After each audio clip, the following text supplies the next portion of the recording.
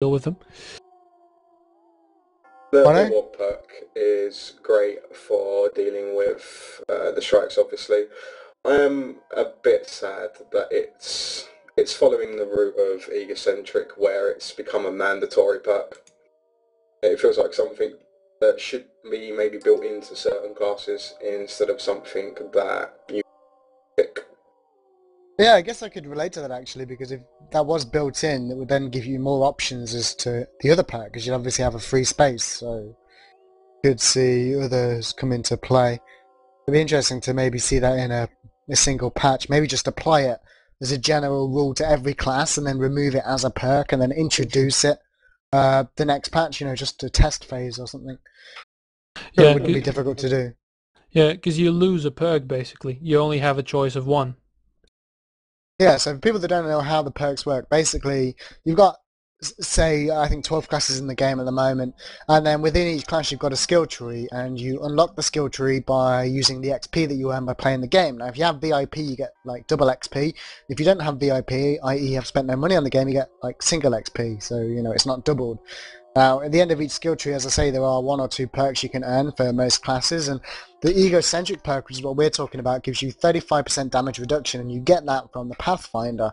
Now, you don't actually get Pathfinder when you start the game, so you have to first either buy gold and unlock the class originally and then play that off the start, or play the game enough to get enough tokens which are separate to XP, to then spend on that class and start unlocking that perk. So what we're saying is, by having that as standard, not only would all new players be able to get the perk right from the beginning, but it would also open up a new spot, 1 of 2 perks for you to use on something else, like, I don't know, additional energy, 10% or whatever.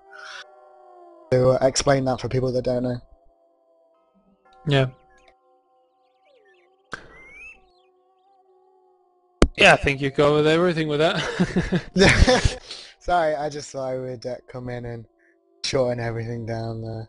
No, it's right. It's our job. I mean, there are more people not familiar with tribes than there are people familiar with rhymes. Yeah, I mean, when I covered DreamHack Quake Live, not only was I commentating to the Quake Live audience, but it was my job as well to, just because we were right slide in between the StarCraft 2, so we got like 60,000 viewers, 50 probably of which were StarCraft 2.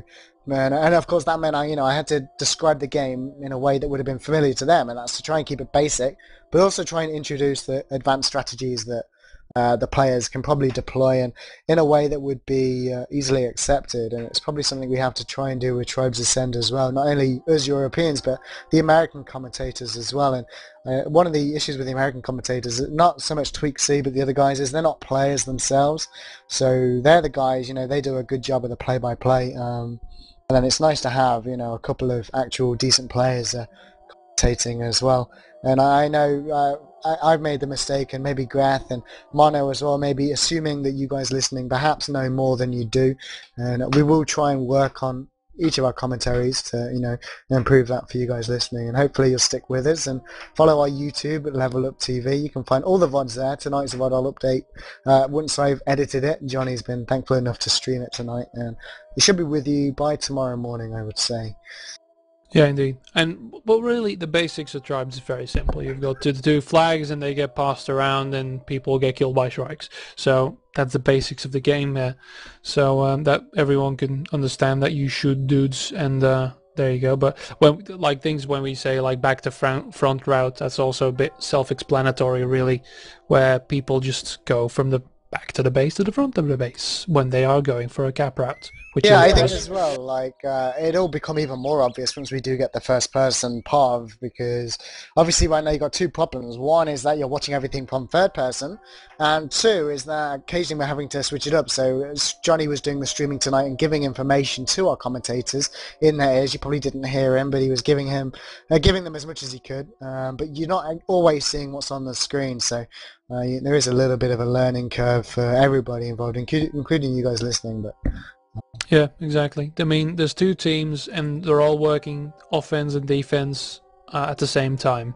So it's impossible for us to see everything. Most of the time, I'm just hovering over, looking at what's going on, and zooming in on the cappers, basically, because I think we didn't even mention generators once, but that'll change once the spawn-in loadout is going to change.